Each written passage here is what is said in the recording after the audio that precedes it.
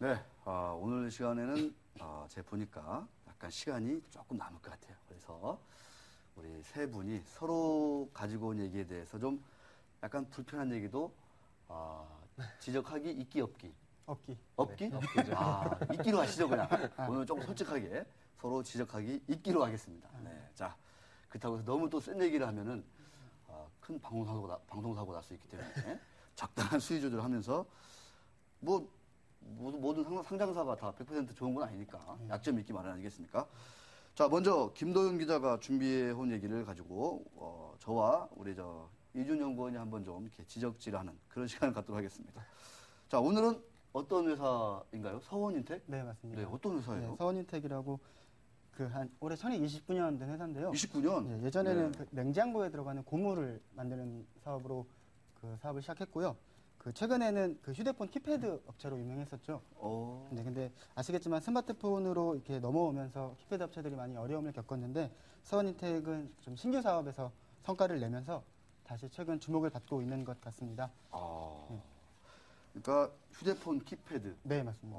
그런데 신규 사업에서 네. 뭔가 성과를 내고 있다. 네, 맞습니다. 좀 어떤 기존의 그 휴대폰 키패드도 그렇고 좀 어느 정도의 좀 매출 구성을 좀 나타내고 있는지 좀 소개 좀 더 해주세요. 네, 우선 그러니까 크게 사업을 세 가지로 나눌 수 있겠는데요. 네. 휴대폰 사업이랑 이제 통신 단말 장치 사업이 있습니다. 그리고 2차 전지 보호회로 이 세 가지 사업을 하고 있는데요. 가장 큰 비중을 차지하고 있는 건 휴대폰 사업입니다. 휴대폰. 예, 휴대폰 부품에서 가장 큰 게 이제 키패드가 되겠고, 근데 최근에 이제 휴대폰 부품에서도 그 키패드에서 벗어나서 스마트폰 쪽으로 많이 넘어가고 있어요. 올해 들어서는 그 휴대폰 부품 전체에서 스마트폰 부품이 차지하는 비중이 60%를 넘어섰다고 하고요. 그 휴대폰 부품만 놓고 보면 작년에 한 연결 기준으로 국내에 합쳐서 1,500억 원 정도 매출했습니다. 근데 올해는 한 2,200억 원에서 300억 원 정도까지 보고 있고요. 30% 이상 성장하는 셈인데요. 이유가 이제 스마트폰 부품이에요. 그러니까 스마트폰 부품만 놓고 보면 작년에 한 600억 원 정도를 했습니다. 근데 올해는 뭐 한 1,300억 원에서 1,500억 원까지 보고 있고요. 2배 이상 늘어나는 셈이죠. 그러니까 이 서원인텍에서는 거래처 이름을 말하지 말라고 했지만 누구나 다 아시는 회사죠. 그러니까요, 그 회사.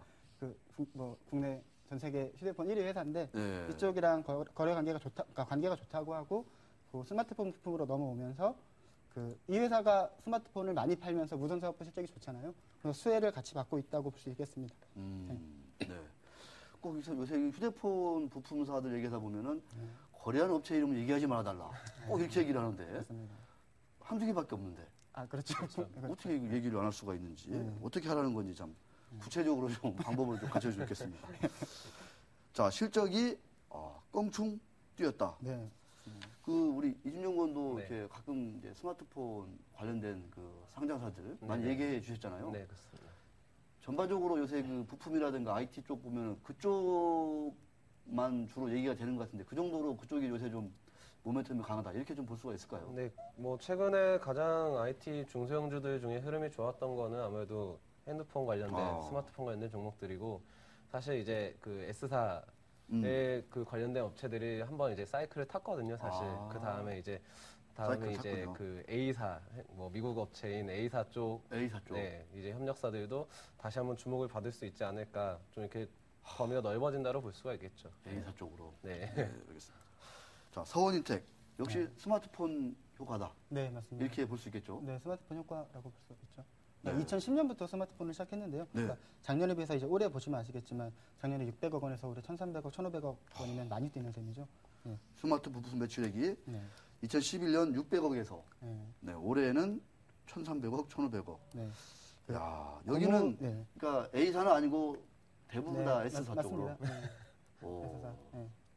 그러니까 그만큼 S사가 요새 스마트폰 많이 만들어서 파는다고 볼 수가 있는 거죠. 그렇죠. 세계 1위니까. 야, 대단합니다. 자, 그런데 이 스마트폰 부품 회사들도 다 좋은 건 아니잖아요. 그렇죠. 예. 뭐 특히 이제 재밌는 게 이게 서원인텍이 휴대폰 키패드 업체인데 스마트폰 넘어서 키패드가 다 없어지는 추세 아닙니까? 그래서 재밌는 게 미성 폴리테크라고 국내 휴대폰 2위 업체 있죠. 2위 업체. 예, 국내에서 2위하는 업체. 야, 미성 폴리테크. 여기도 유명한 회사였는데. 네, 맞습니다. 이 회사도 이제 똑같이 키패드를 만드는 회사인데 주요 거래처는 좀 달랐죠. S사, L사라고 보면 서원인텍이랑 미성포리테크랑 같은 날 상장을 했어요. 2007년 12월에 상장을 했는데 지금 뭐 미성포리테크는 터치 쪽으로 이제 신규 사업 추진하다가 잘 안 돼서 상장 폐지가 됐고요. 예, 이제 서원인텍은 신규 사업 스마트폰이랑 그 외에도 2가지 신규 사업이 잘 되면서 지금 실적이 성장하는 그 추세입니다. 네. 좀 이게 분명하게 대비가 된다고 볼 수 있겠죠. 예. 우리 이준영 의원 뭐 궁금한 거 있나요? 뭐 혹시 왜 하필이면 이 서울인텍을 뭐 이렇게 소개를 한다든가 뭐 이런 거 여러 가지 궁금한 게 있을 것 같습니다. 네, 뭐 신규 사업에 대한 부분도 조금 궁금한 점이 있고요. 네. 뭐 동향이 어떤지 최근에. 그러니까. 네. 예, 그 말씀드린 날카로운 지적이었습니다. 네, 맞습니다. 참고로.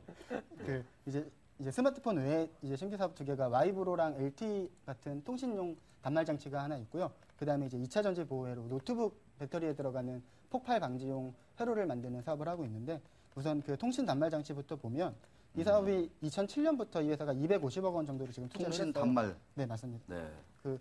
근데 작년까지는 계속 적자를 봤습니다.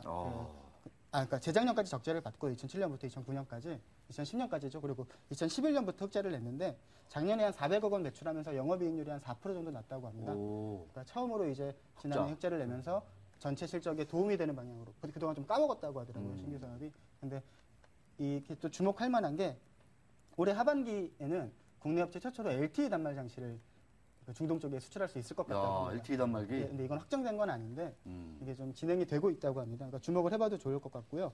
올해 그러니까 작년에 한 400억 원에 4% 정도 했었는데 올해는 이 통신 단말 장치에서만 650억 원의 영업이익률 5% 정도 보고 있다고 하더라고요. 그러니까 이 재밌는 게 통신 단말 장치를 우리나라 같은 경우는 전국망을 깔 때 초고속 인터넷 유선망으로 깔았잖아요. 네. 근데 뭐 사우디 같은 중동이나 인도네시아 이런 나라는 섬이 많고 사막이 많고 사막이니까. 예, 그 유선망을 깔기가 어려워서 무선으로. 네, 최근에 전국망을 최근 2, 3년 동안 많이 구축하는 추세인데 무선으로 한다고 해요. 그게 이제 와이브로랑 LTE를 이용하고 있다고 하고, 그러니까 이 회사가 만드는 거는 이제 통신사들이 그 기재국을 깔면은 무선 전국망 기재국을 깔면 각 가입자가 집에서 이제 그 공유기가 있어야 되잖아요. 네. 그 통신망을 이용할 수 있는 그 용도로 쓰이는 단말기를 중동 쪽으로 많이 팔고 있다고 해요. 얘기가 되네요. 네, 맞습니다. 그 사막에다가 이렇게 유선 그 망을 쭉 깔아놨는데 사막 뭐 그쵸. 폭풍 불어가지고 네. 모래 파묻혀버리면 안 되잖아요. 맞습니다. 네. 그래서 무선으로. 네. 그리고 이름은 밝힐 수 없지만 국내 또 밝힐 수 없나요? 네. 회사에서 좀 그런 걸 되게 담당자분들이나 사업하시는 분들이 네. 그런 걸로 좀 많이 시달린 면이 그렇죠. 있었나 봐요. 그래서 네. 이름 밝힐 수 없어요. 네, 국내 부품 모 대기업 한 것과 음. LTE 단말을 이렇게 협력해서 같이 수출할 수 있는 방향으로 진행이 될 것 같습니다. 네. 그래요. 네, 이것도 한번 기대해 보면 좋을 것 같아요. 그리고 LTE가 이제 올해 하반기에 이루어지면 첫 수출이 되는 건데 LTE 단말이 와이브로 단말보다 그 뭐 단가나 이런 시장 규모가 한 5배 이상 크다고 하더라고요. 네. 그렇군요. 내년부터 성장세가 더 늘어날 것으로도 보입니다. 이 통신 단말 장치 사업으로만 봐도요. 그래요. 네. 네, 알겠습니다. 상당히 기대를 해도 된다 이렇게 말씀하시는데 또 하나 그 2차 전지 보호 회로 사업 네, 여기는 좀 어떻습니까? 2차 전지를 보호하는 회로다 뭐 이런 네, 맞습니다. 게 보면 될 것 같은데. 네, 리튬이온 배터리라고 할 수 네. 있겠죠. 그러니까 주로 노트북용이에요. 국내 이제 이 사업은 또 국내 LG화학을 통해서 이제 뭐 HP, 아수스, 레노바 네. 이런 노트북 만드는 회사 그 배터리의 폭발을 방지하는 보호 회로를 만드는 걸로 공급을 하고 있는데요. 올해부터 손익분기점을 맞출 수 있을 것 같습니다. 뭐 이 사업은 2010년부터 약 130억 원 투자해서 신규 사업을 추진했고요. 올해부터 이제 그 감가상각 다 맞추고 내년부터는 이익으로 전환할 수 있는 구조가 될 것 같습니다. 그래서 이 사업도 그동안은 전체 영업 실적을 좀 이익을 깎아먹는 편이었는데 내년부터는 이제 플러스가 될 것 같습니다. 네. 이준영 의원 혹시 좀 서원인텍의 그 실적이라든가 네. 재무 상태라든가 이런 건 혹시 궁금하지 않으신가요? 사실 이제 중소기업들 같은 경우에 또 이런 업체들은 이제 그러니까요. 신규 사업도 많이 진출하다 보니까 네. 재무적인 안정성이 좀 중요할 것 같은데 그 부분도 한번 좀 짚어주셨으면. 네. 역시 또 날카로운 지적이었습니다. 정말 날카로운 것 같습니다. 네. 엄청 날카롭죠. 네. 이 회사 담당자가 가장 강조했던 게 하나가 그 창사 이래 지금까지 무차입 경영을 하고 있다고. 무차입 경영이다. 차입금이 하나도 없다고 합니다. 네, 그리고 현금으로만 지금 한 200억 원 정도를 보유하고 있다고 하고요. 200억으로. 올해만 상반기까지만 그 천진 공장에서 배당금이 58억 원이 들어왔대요. 그리고 7월에도 30억 원이 들어왔다고 합니다. 그래서 내년 초까지 가면 현금만 보유할 수 있는 현금이 300억 원 정도 될 것 같다고 하고요. 그리고 재무제표 보시면 아시겠지만 부채 비율이 많이 적습니다. 그러니까요. 네, 전체 30% 정도밖에 안 되는 수준이고요. 현금 많이 갖고 있고 부채 비율 없고 차입금 적고 부채 비율 그러니까 차입금이 없고 그래서 야. 뭐 재무 상태는 괜찮은 것 같습니다. 그리고 올해 연간으로 보면 아까 다 제가 뭐 스마트폰 뭐 2차전지 보호 외에도 턴이하면 다 늘어난다고 반발기. 했잖아요. 네. 그래서 보니까 한 매출 규모가 올해가 지난해보다 한 30% 정도 성장할 것 같고 영업이익은 한 100% 정도 성장할 것 같습니다. 대단하군요. 오. 지난해 보시면 2,300억 원에 125억 정도 했는데요. 네. 올해는 한 3천억 원 초반이나 여기 이제 연결로 가는 거죠? 네, 맞습니다. 네, 연결로. 네. 그리고 영업이익 한 250억 원 정도까지 본다고 하더라고요. 이야, 네. 중국 법인을 반영해야 되니까 연결로 가는 건데 네, 중국하고 베트남에도 공장이 있어요. 베트남도 있고. 네. 그러니까 제가 이게 재무조 좀 보면 영업이익, 그러니까 개별로 보면 영업이익은 그렇게 네, 맞습니다. 작년에 비해 나아진 게 없는데 네, 연결로 보니까 맞습니다. 지분법 때문에 네. 순이익이 껑충 뛰는. 그리고 아시겠지만 이제 내년 3월에 나오는 올해 연결 기준 연간 그러니까요. 실적은 이제 연결로 하잖아요. 그렇죠, 연결로 그래서 나오죠. 예, 지금 보시는 그 반기 재무제표보다는 그 연말에 나오는 연결했을 때가 더 확실히 좋을 것 같습니다. 네.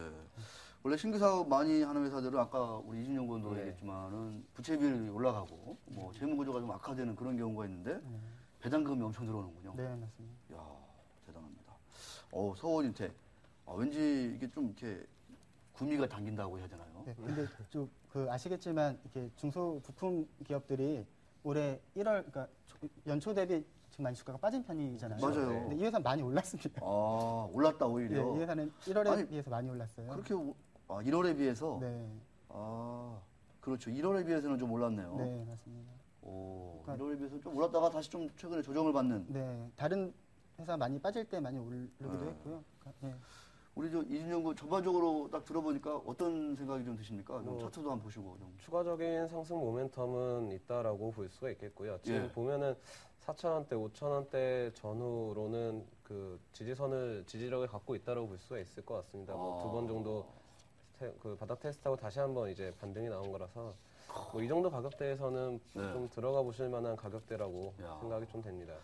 나중에 좀 시간 내셔가지고 네. 저랑 셋이 해가지고 전국 투어 이렇게 투자 설명 같은 거 하면서 이렇게 하면 어떨까 싶기도 하고. 아. 네, 썰렁한가요? 다들 별로 의지가 없습니다. 마음이 없네요. 자, 오늘 아주 저도 처음 들어본 서원인텍, 처음 들어본 회사는 아닌데 네. 잘 몰랐던 서원인텍의 세 가지 주요 그 사업에 대해서 한번 우리 김도영 기자가 잘 설명해 주신 것 같습니다. 자, 또 다른 재밌는 코너가 있기 때문에 이만하고 넘어갈까요? 네, 한마디만 더요. 네, 한마디 하시죠. 그러니까 이 회사가 그 최대 주주, 그러니까 가족 기업인데 한 60% 정도를 갖고 있었어요. 그러니까요. 근데 이제 기관에서도 이제 좀 그러니까 이거는 비하인드 스토리로 비하인드. 좀 달라고 해서 줬나요? 예, 한 200만 주 정도를 줬어? 그때가 한 6,500원 정도였다고 합니다. 그때 6,500원 정도일 때 기관에서 달라고 해서 넘겼는데 그거로 좀 빠졌죠 지금. 빠졌군요. 근데 기관에서도 그 정도 가치를 갖고 있다고 보니까 5월 9일 날 200만 주를 시간의 매매로 네, 맞습니다. 처분했다. 네. 이렇게 되고 있습니다. 그런데 그 정도는 큰 부담이 안 된다. 자신 있다. 뭐 이런 얘기겠죠. 그렇죠. 회사에서는 자신 있는 거죠. 그렇습니까? 근데 뒷얘기가 재밌네요, 이거. 뭐 파보면 뭐가 더 나올 것 같습니다. 이렇게 블록들 된 경우에는 좀 올라가는 경우가 좀 많이 있죠. 그렇죠. 기관에서 그 아무래도 가격 관심을 이상으로. 갖고 있기 때문에. 근데 뭐 그게 꼭 주가랑 밀접하게 연관이 있다고 보기는 좀 어려울 부분도 있는데 어쨌든 기관이 관심을 갖고 있다라는 점에서는 충분히 매력이 있는 주식이라고 할 수 있겠죠. 네, 자 시간이 없기 때문에 빨리 넘어가겠습니다.